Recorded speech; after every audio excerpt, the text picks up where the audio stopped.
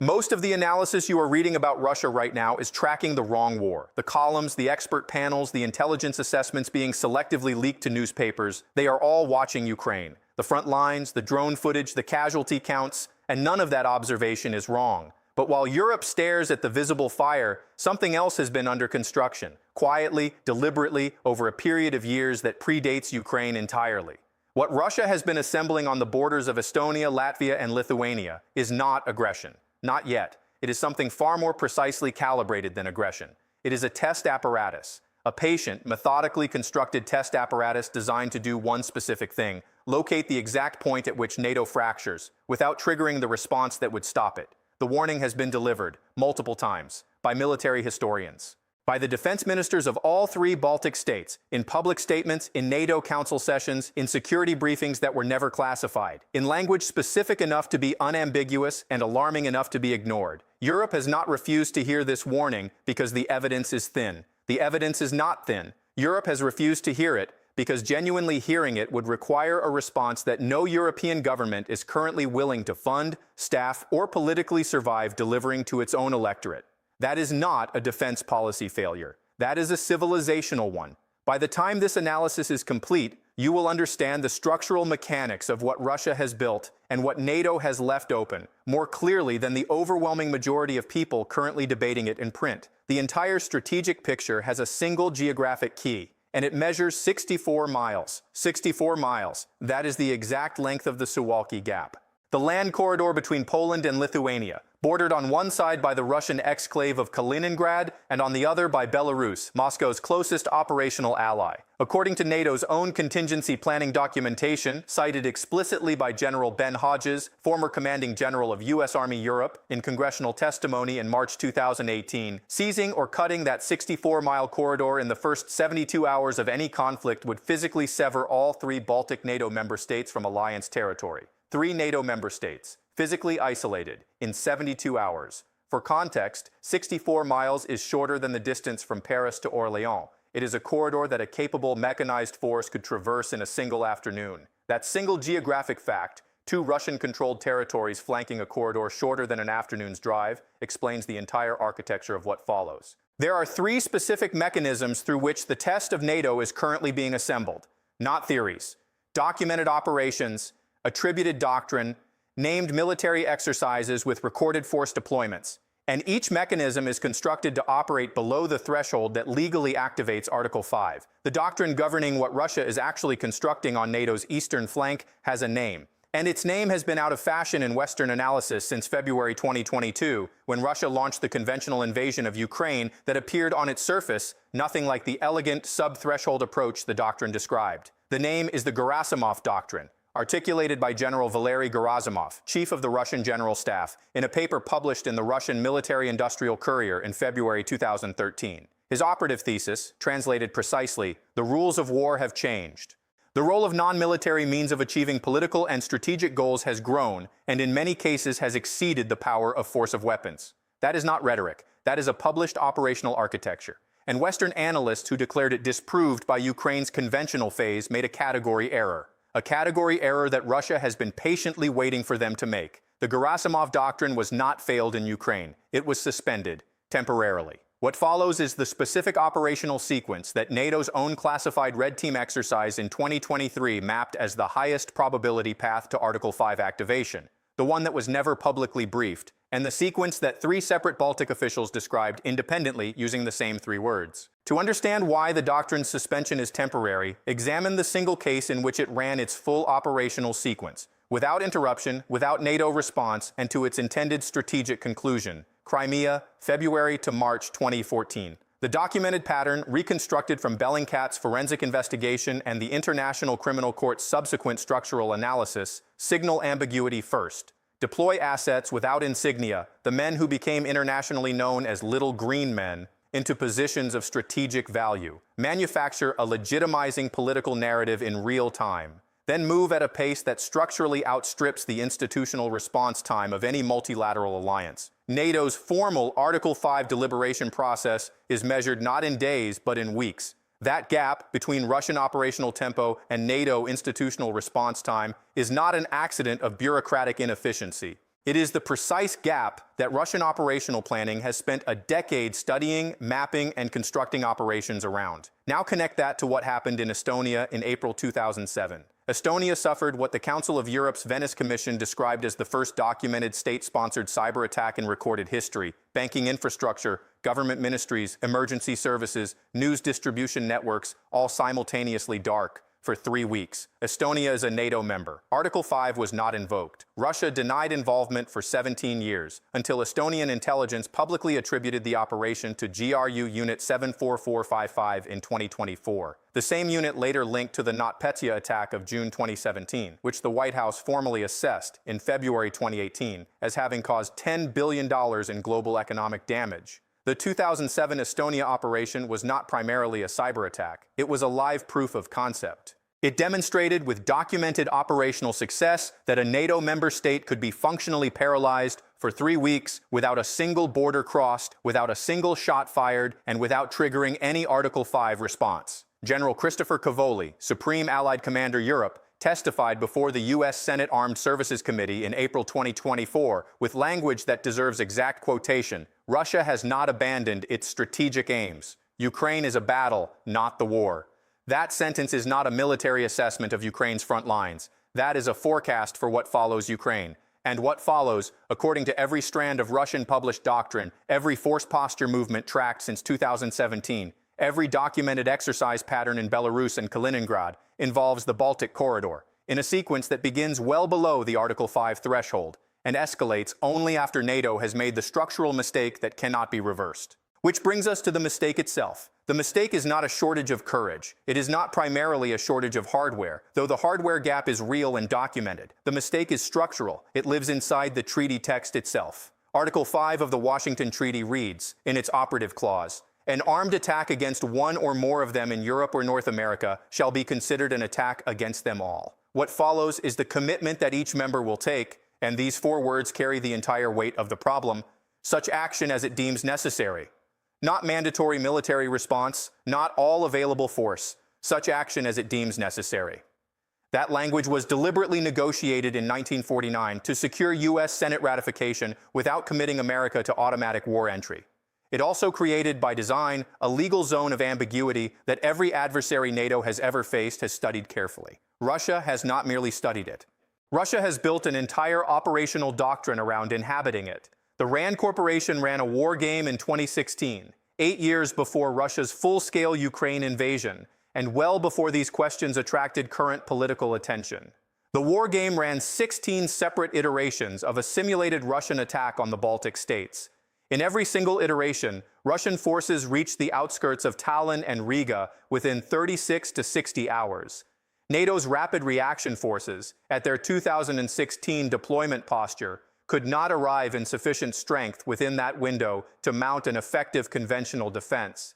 RAND's explicit recommendation, a minimum of 7 NATO brigades, with at least 3 heavy armored brigades permanently stationed on NATO's eastern flank. As of April 2026, NATO's deployed presence across all 3 Baltic states combined amounts to roughly 4 enhanced forward presence battle groups, each between 1,000 and 1,500 troops. That is not a defensive force in any classical military sense. That is a tripwire, deliberately so.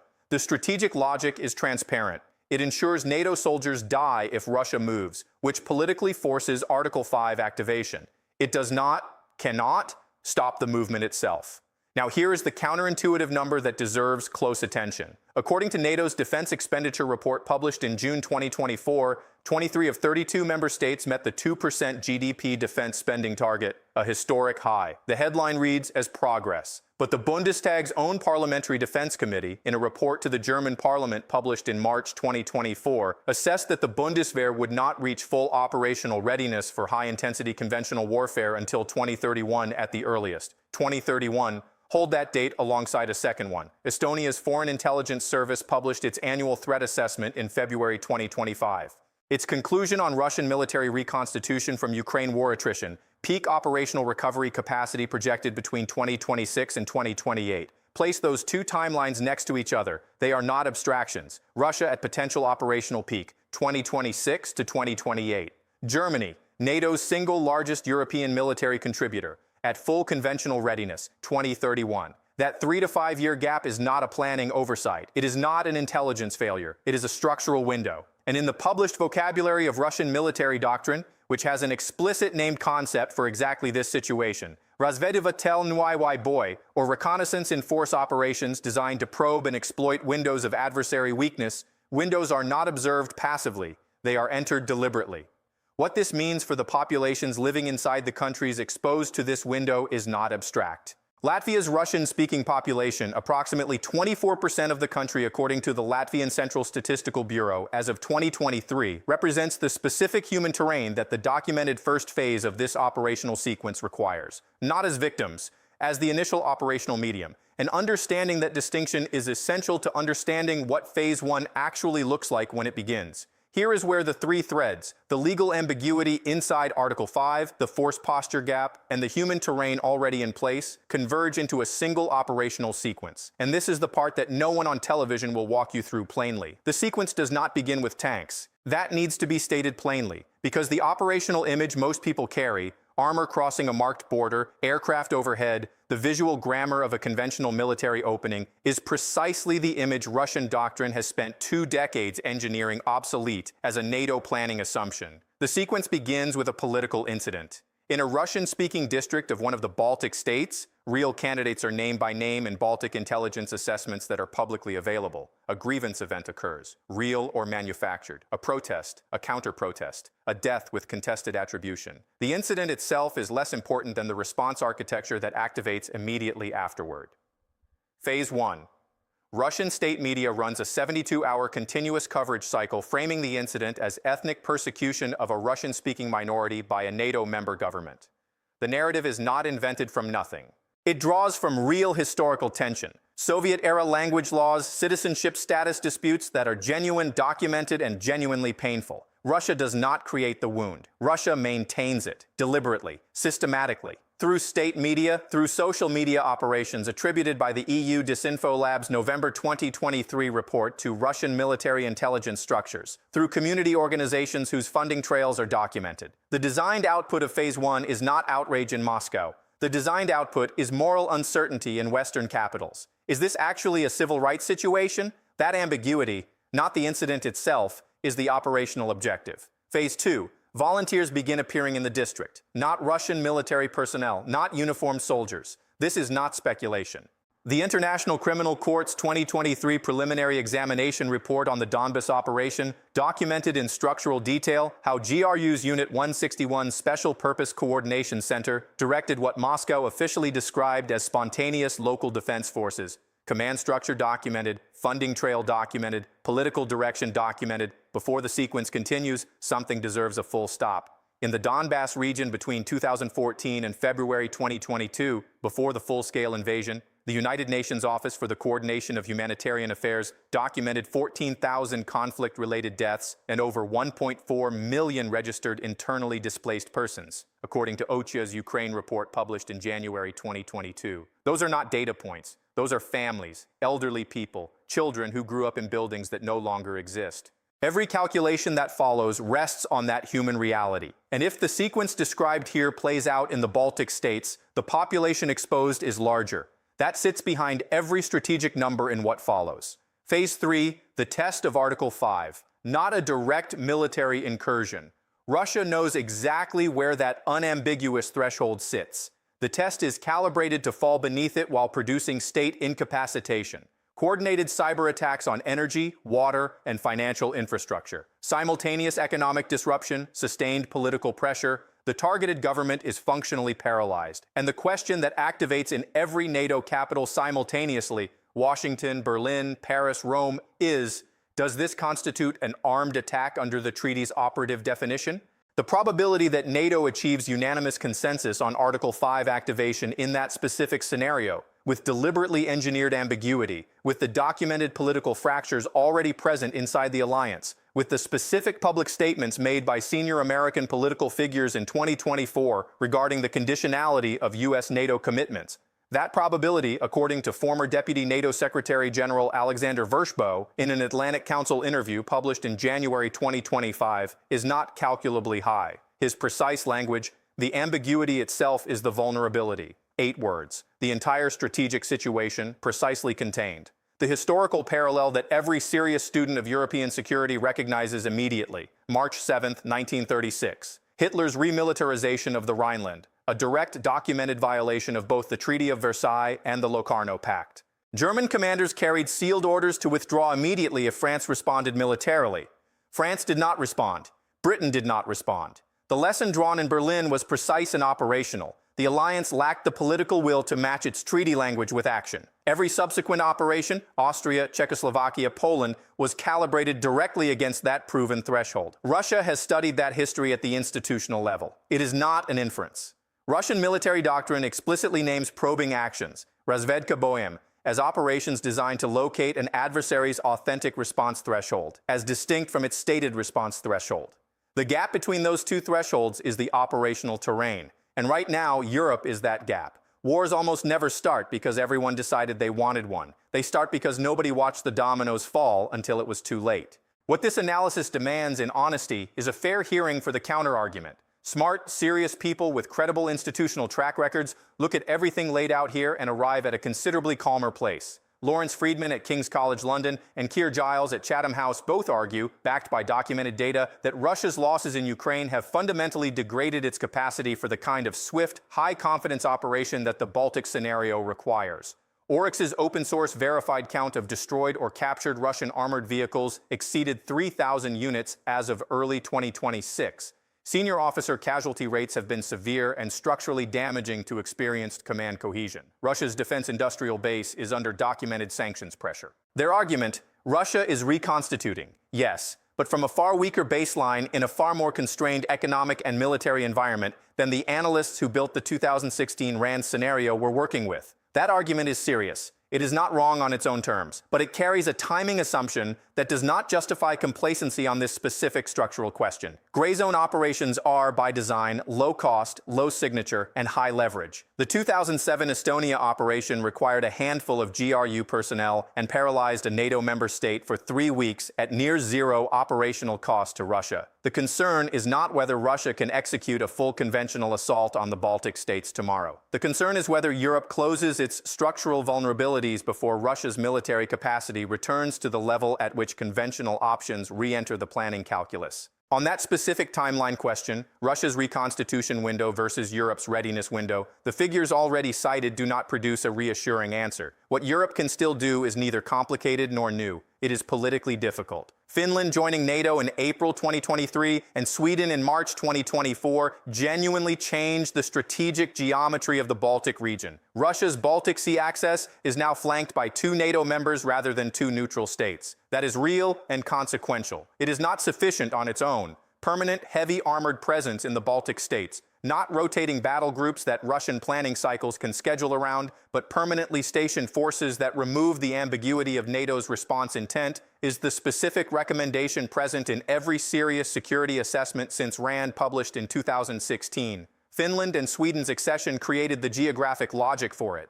The political will to execute it at the required scale has not arrived. 3 specific things are worth watching because they will signal the actual trajectory before any headline confirms it. Watch the deployment status of the German Bundeswehr Lithuania Brigade, announced in 2023 with a 2027 delivery target, whether it is funded, staffed, and on schedule. Watch Russian exercise patterns in Kaliningrad and Belarus through the second half of 2026. And watch whether the upcoming NATO summit cycle produces force posture commitments in concrete numbers and deployed units, or in strategic language only. Those 3 data points will tell you more about where this resolves than a year of op-ed analysis. The final dimension of this analysis is one that strategic commentary rarely addresses directly because it is uncomfortable for audiences who prefer structural explanations to psychological ones. Europe's resistance to hearing this warning is not primarily a failure of intelligence. European governments have precise intelligence. They have read RAND. They have heard the Baltic defense ministers. The resistance is civilizational psychology, the psychology of societies that have structured their political expectations around the assumption that the post-1945 security order is a permanent condition rather than a historically exceptional one, sustained by specific and contingent arrangements that require active maintenance to continue. History does not share that assumption. The post-1945 order has held for 80 years. In a human life, that is a long time. On the timescale of the European continent, it is a brief interval, maintained by choices, not by inevitability. The dominoes do not announce themselves before they fall. They are simply present, arranged, patient, and waiting for the moment when no one is watching closely enough. Wars almost never start because everyone decided they wanted one. They start because nobody watched the dominoes fall until it was too late.